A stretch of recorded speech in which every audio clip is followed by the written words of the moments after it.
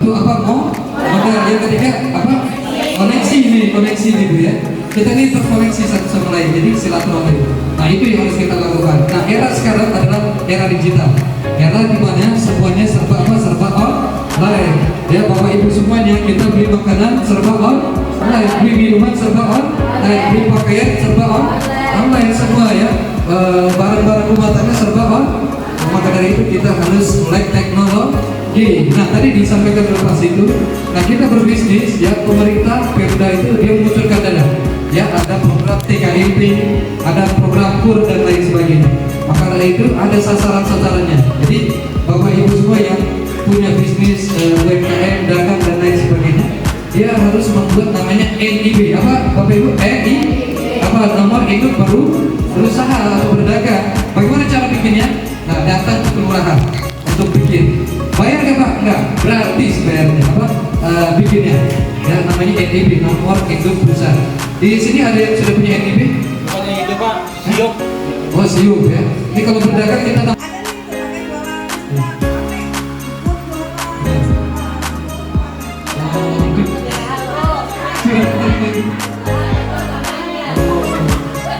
Jangan berusaha bu.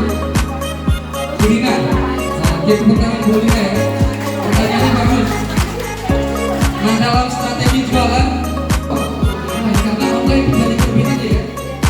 Lebih mudah betul, lebih cepat betul, terus banyak produk-produknya betul ya. Nah, itu yang dilakukan. Bagaimana kita menyikapinya ya, kita belum harus beradaptasi.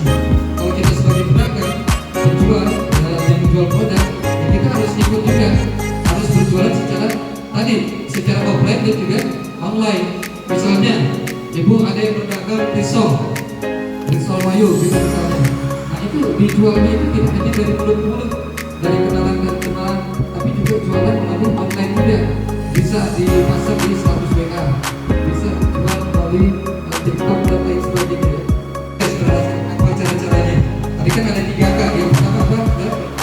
Keterampilan.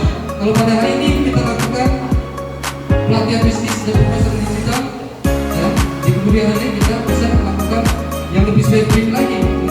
Pelatihan bagaimana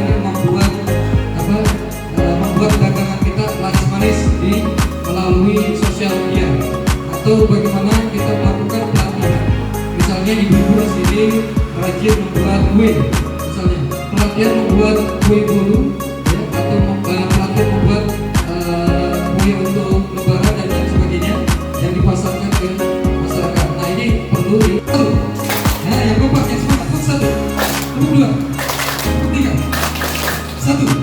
Nah kalau tidak ada kata tepuk jangan latihan fokus, konsentrasi. Paham betul ya? Latihan fokus. Biar mengantuk ya. Oke. Lagi. Nah tepuk satu. Tangannya di sini depan wajahnya. Oke.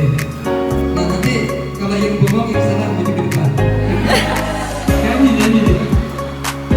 Oke kita mulai ya. Angkat tangannya di depan wajahnya. Ini jadi tegang begini.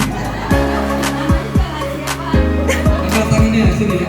Ya pukul satu, pukul dua, tiga, pukul satu, dua. Nah, belum fokus ya. Kita supaya fokus, supaya refresh ya. Nah, yang keempat yang semangat pukul satu, pukul dua, pukul tiga. Yang belakang ada yang cari kamu. Dari pukul satu, pukul dua. Yang sebelah sini cari aman ya. Pukul satu. Kita akan menggunakan sosial media. Nanti kita katakan di web media.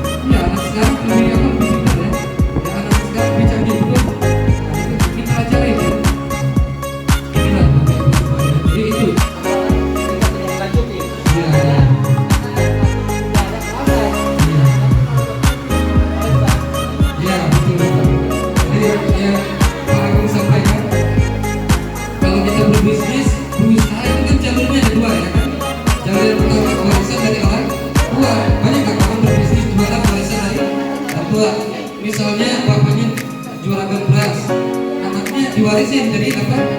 Dagang beras juga ya. Atau bapaknya punya ini ya, punya toko karpet misalnya, diwarisin ke anaknya jualan karpet. Nah itu jalur cepat ya, jalur warisan, pewaris. Nah yang kedua adalah jalur apa?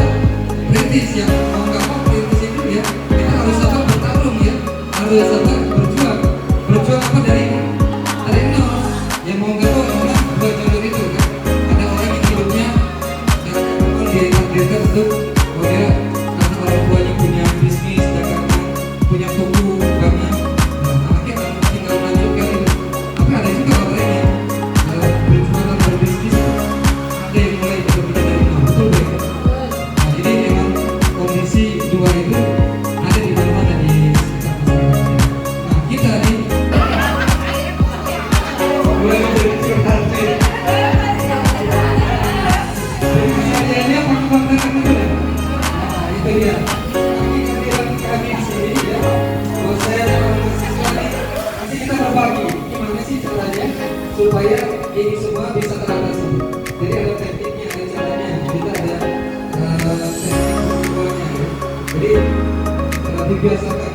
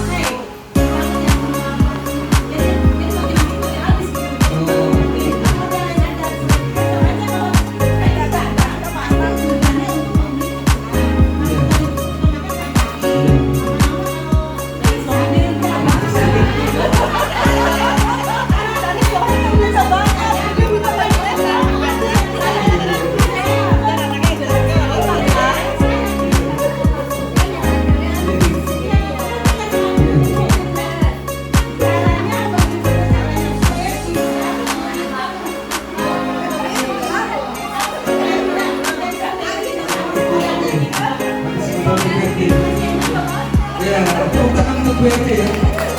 Jadi BRT kotanya sekaligus curhat dan gitu loh.